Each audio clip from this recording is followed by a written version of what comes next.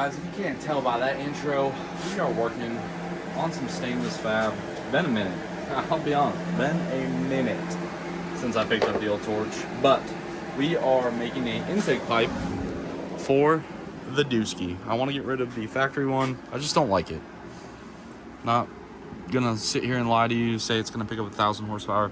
I love the active airbox from Ram, so I like that the MAF is put in there like stock. So all we're gonna do is essentially make a pipe to use a 4-inch to 4-inch and then a 4-inch to 4.5 with 4-inch stainless, which is really all the ID of most of these kits are anyway, with our intake pipe. And if this turns out to be a huge loss or I don't like it, oh well, it's not that big of a deal. So we are currently just finished this 90 up. I always screw myself and I tack everything all the way. This we know is going to stay, so now we can, once that cools off, and get it marked, and then we can weld it. The only other thing we have to weld, this will actually be the part that goes in the turbo, because this fit up wasn't as good as this one, and I just didn't feel like pulling out the sander. So from here, we will just get this clocked in the turbo, and then weld our 90 on, probably going that way. And it should just be about a 2-inch piece. Really a 90 with a leg would have pulled a premium, but I didn't have any. I only had no leg 90s. So, well, I'll tell you what, folks, when you're hot, you're hot. All right. So I just looked. My 4 to 4.5 inch boot is 3 inches long. Okay. The factory only slips 7/8 over, and like this airbox is kind of loose right now. It needs to be about here. That gives us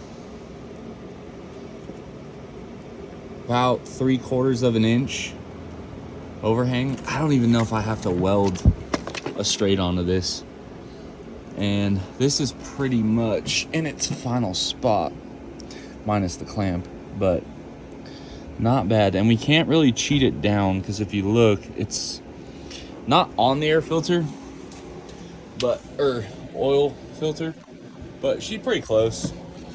Got about a 1/4 inch gap there. I think that's honestly why no one offers like a stainless one, perhaps. But man, look at that manifold. Whew. Really like that. Turned into a nice piece. But anyway, I think that's it. I ordered clamps. Yeah, I guess I just got to finish weld the intake here, which is just that 9-inch or that 90 to the straight. And if anybody's curious, that's a 4-inch no leg 90, 4-inch no leg 90, and then like about 7.5 inches of straight. Well, after much patience and deliberation, powder coat finally done. Okay, so we have the last little bit of things to do. We put a new rocker box gasket in our powder coated rocker box. We have the turbo, and then we have a bunch of other cool stuff that we got powder coated as well. The upper radiator shroud, we have an anodized valve cover. You guys saw me whip that up, and now it is time to start putting it together. So I'm gonna get the turbo and the clamp installed, and then I'll show you guys it down kind of in the valley. Everything is Illusion Cherry, basically, or WC Fab Red. And there she is. Pretty close match. I'm not gonna say it's perfect, but pretty dang close. So now we can go ahead, throw our intake pipe in that we got all dolled up, as well as our turbo back pressure sensor, which will go into our Canadian manifold there. And here we're starting to get the picture. Look at that. We still got plenty. Believe it or not, there's about a 1/4 inch there. So nice. I'm liking it. I am liking it. So we had to run around a little bit, but this is what I got done while you guys were not watching. All right, we got our anodized D&J valve cover on here. I gotta wipe it off, obviously, but got that on there. We got our rocker box fully installed. We have our gasket with the injectors hooked back up, and I got the CCV capped off down here, down by the EC uterus. So I'm not going to do any more work on it tonight other than start to make the bracket for the dipstick and back pressure sensor. I gave it some thought. I think we're going to come off the engine right around this area. The other thought I had that would make it easier is I thought about just pulling one of the stage 8s out and running the factory style standoff. However, let me show you guys what I mean here. This piece. However, I don't know if I necessarily just like that. I feel like it's just the easy way out. You guys can kind of see what it'd look like. It also would put us pretty close to the exhaust, so not truly a fan of that. That's kind of the gist there. You guys see. So I think we're gonna do a different way. It's looking really nice. As you guys could tell, we were just going for just a little bit of razzle dazzle, nothing crazy, just wanted to make it look decent, and I feel like we've achieved that. We got some powder coated part here. We have the powder coated brake reservoir, and then the powder coated horn. So again, this is not a SEMA truck by any means. This is just a nice truck that if somebody's like, oh, like what's done to it, we could pop the hood, be proud of it, but not have to worry about it getting absolutely destroyed. Hindsight being 2020. Excuse me, a little shiver there. I wish I would not have wasted the money on the coolant tank. It's not that it's a bad product. It's not that it doesn't look good. You just don't see it. So, again, maybe it'll grow on me, but as of right now, I'm kind of like, I wish I wouldn't have done that. And then this airbox, as much hate as I'm sure I'll get for leaving the factory one, these airboxes are so awesome in factory form, especially considering we're running a factory turbo. Again, the only modification that we did doesn't even affect the sensors or anything like that. It's just a stainless 4-inch intake pipe. And it turned out killer. I'm a big fan of it. It looks very nice. I think it ties everything in well together.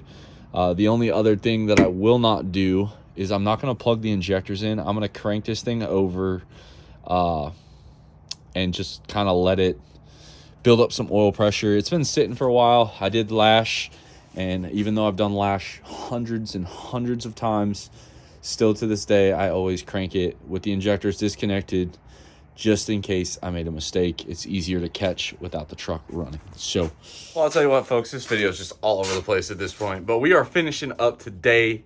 Got all of our powder coat stuff back. I'm really excited. As I alluded to before, I took some time and went ahead and got some stuff prepped. So I put our map sensor in the intake horn, plugged our plates. I super glue the intake gasket onto the horn to make it easier to get everything lined up. You don't have to do that, but it does, in my opinion, help. And then if it's like a race truck or whatever, sometimes you can get more than one use out of the gasket. You don't super glue a lot, just like 4 little dabs in the corner. All right, now moving over to our debacle here with the transmission dipstick and the back pressure sensor. What I decided to do was make a bracket. It's not very fancy. I had to paint it, of course. I took this bracket here, and essentially what we did was make a little standoff that goes right here. It'll mount here, and it'll allow us to bolt everything in place. It also is set up to do it this way as well. It was kind of just pimp's choice. The more I think about how this will interact, I will let you know. But it's literally just 2 pieces of 90, and I TIG welded the corners to reinforce it. So I'm gonna get this installed, and then I'll show you guys what we landed on.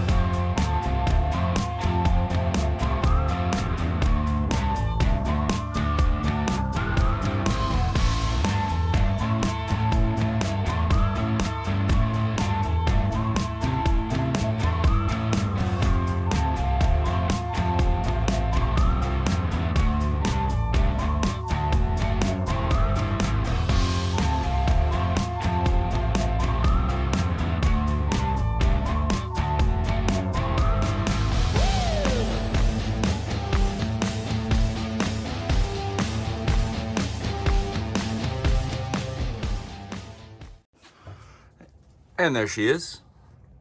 Not bad. Not gonna say it looks factory, but looks all right, I suppose.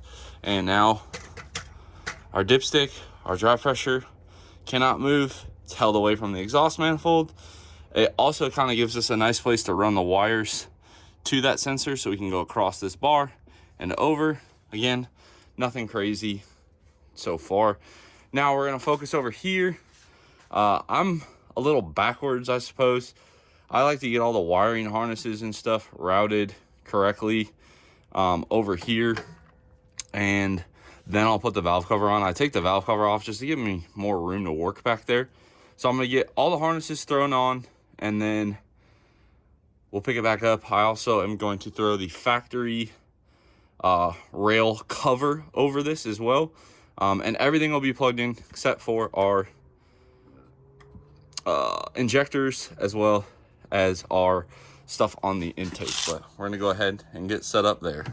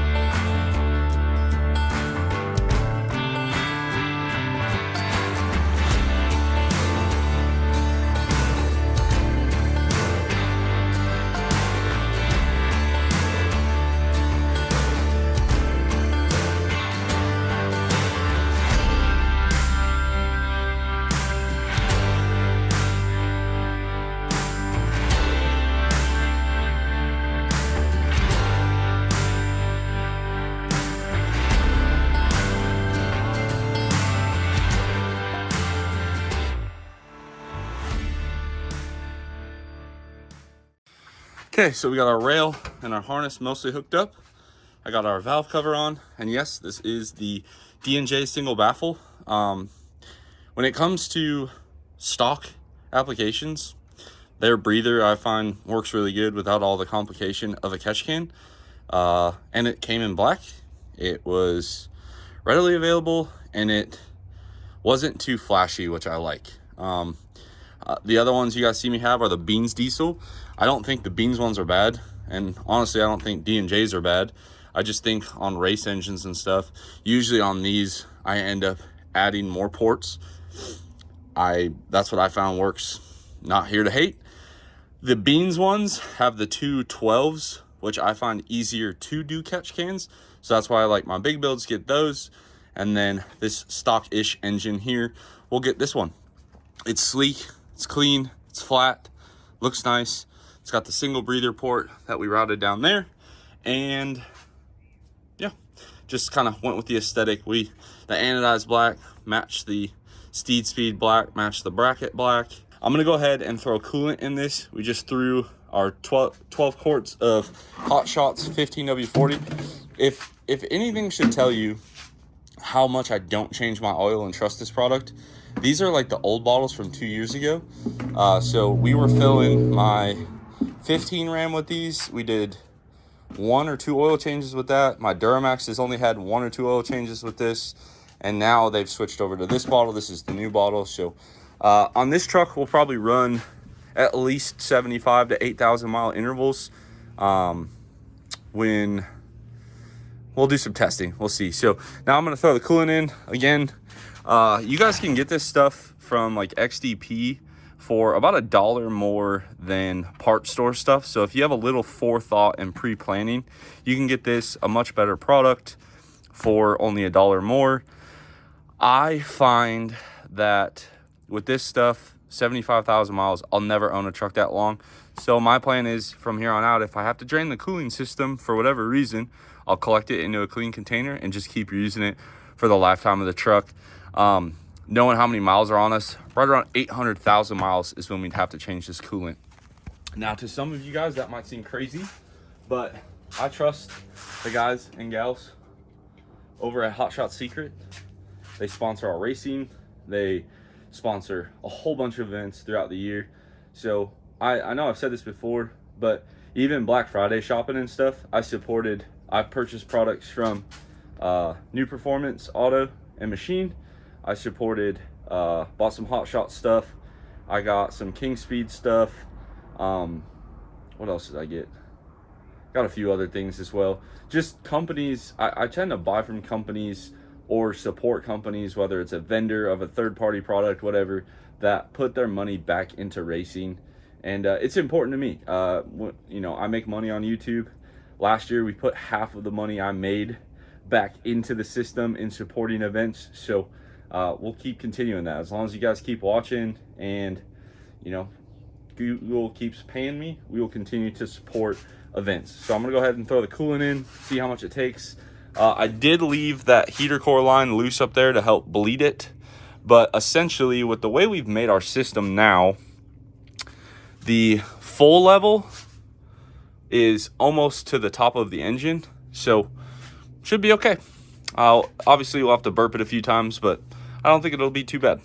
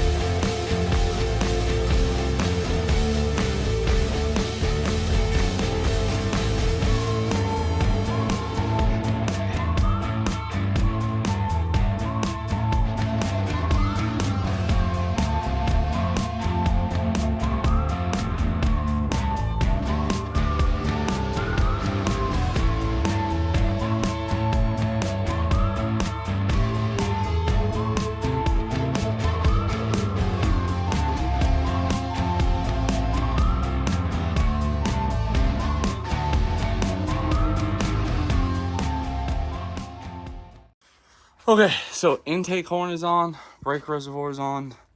This thing just looks freaking killer. Got our harness ran. I put my Edge CTS probe in It's not all the way hooked up, but I got the wires over here.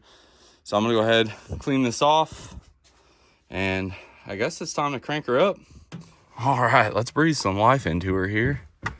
We're gonna have check engine lights, just FYI.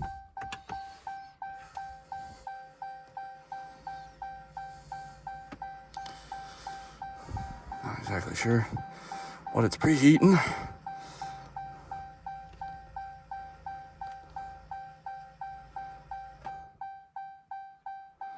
Okay.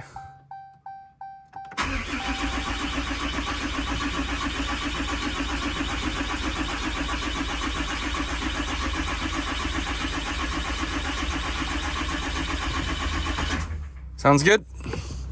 Like I said, I just like to make sure that I didn't miss anything. Nobody's perfect, myself included. And you'll hear like thumping kind of in the intake, or you'll hear it like kind of backfire on you. So now we will go ahead and light this puppy off. I also can't remember if there was something to do with the turbo. It'll figure itself out, or it won't. Tell you what, this turbo's definitely got a different sound to it. Kind of sounds like a hairdryer.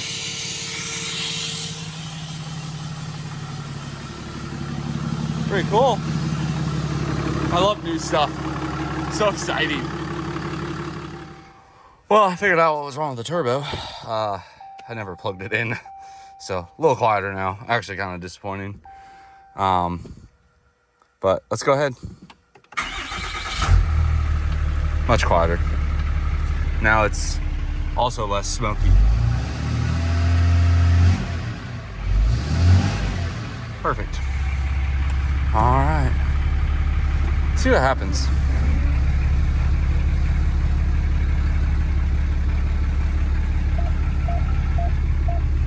Haven't driven this old girl in like a month. It's been down.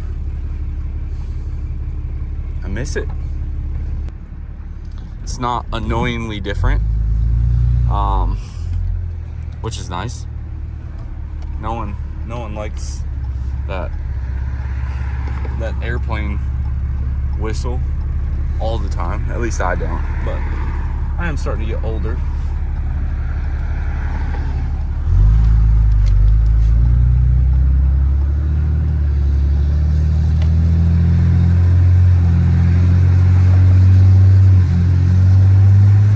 Okay.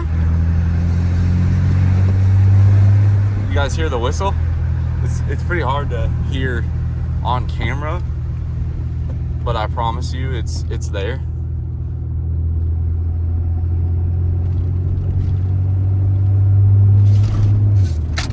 Oh God. Oh God. My license plates. Probably should put those on. Pretty sure this tag's expired. Exhaust brake be hitting just like it did before, stock. And again, this isn't a drastic turbo change, right? This is still a towing turbo. It also is good to compound with, is what Meyer told me. So, oh God, I love it when a 68 RFE shifts locked like that. Oh yeah. Oh yeah. And I don't have the fender installed currently. The fender is just zip tied up. So hopefully we don't have any issues. I gotta finish a little bit of wiring, but I don't know about you guys. I was kind of dying to drive this thing. See how she do. Let's see if we notice any difference. Oh yeah, that's way different than stock. Wow, pretty noisy little girl there.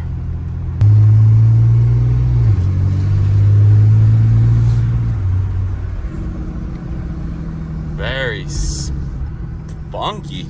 This is just tuned 2 as well. So if I had to guess, maybe 400 horsepower. Not anything crazy to write home about.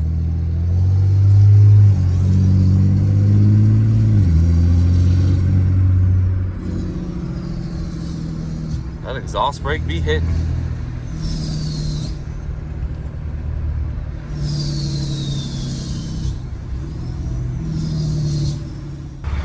Let's go check our handiwork.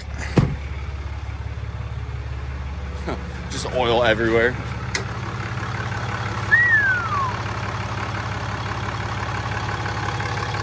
Put a little color in the old steed speed there. I don't see any leaks.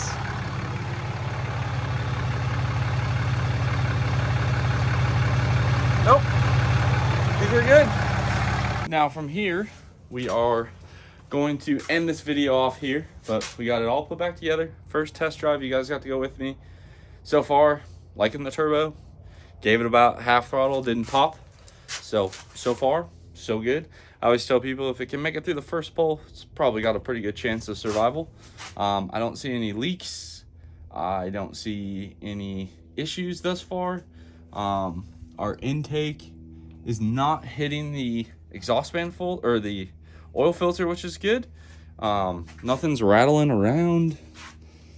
I like it. You guys saw that bracket's pretty stiff holding all that together, especially once you kind of triangulate it in a way. Batteries are good. Got the wiring done. I'm one step closer. So what's next for the truck? We're gonna kind of tear it apart again. We got some suspension stuff that we got to do, as well as like kind of descuzzing the frame. We have some cosmetic stuff we have to do, and we have some stuff to take care of in the rear as well. So a lot more content coming for this. I would imagine probably 2 on the front suspension, probably 1 on the rear end, 1 on some of the aesthetics. So we at least have 4 more videos of the dually. The big thing is I needed to be able to move my race trailer quickly. So we had to kind of get this thing back to running and driving. Once we do that, we'll tear it apart. Now, for those of you guys asking about the L5P, if you saw on Instagram, the converter clutch or the 3rd gear, 4th gear is no longer holding more than half throttle. So we have a bunch of parts stacked up for that on top of now a transmission build. So we'll keep the channel going with that, no worries. I gotta get this truck done, and then we have to do this one next. Like, there's no ifs, ands, ors, or buts about it. We gotta get this one done because race season's rapidly approaching. So on top of that, we have a bunch of things happening in the background, which we might do a video on that once it's a little bit closer to being set in stone. So there she is. In closing, guys, hopefully you like this series. Again, we have some more powder coat stuff, but we were just going for make it clean, make everything look factory, and I truly feel like we achieved that. Let me know in the comments what you think. Again, the intake horns, Garofalo Enterprises still has some in stock, so I'm not going to gatekeep that. Go ahead, order from Mikey G. The steed speed we got from Power Driven. The turbo we got from Power Driven. The stainless piping I fabricated, as you saw, but I got all the piping from Stainless Pros. A bunch of WC Fab stuff. Stock fuel for right now. And then you guys saw us do that whole episode on the coolant system, which thus far has proven to be awesome. So we got rid of the J pipe, the standpipe, riser pipe, and so far so good. Kind of sucks I powder coated that turbo. Looking now, I should have just spray bombed it because you could barely see it. But either way, it's done. I'm gonna finish up some wiring, and this sucker should be good to go. Give this one a big thumbs up. Drop your comments down below. Did we nail it? CARB approved Canadian Air Resource Board. Give this one a comment. Subscribe if you're not already. And as always, I'll catch y'all on the next one.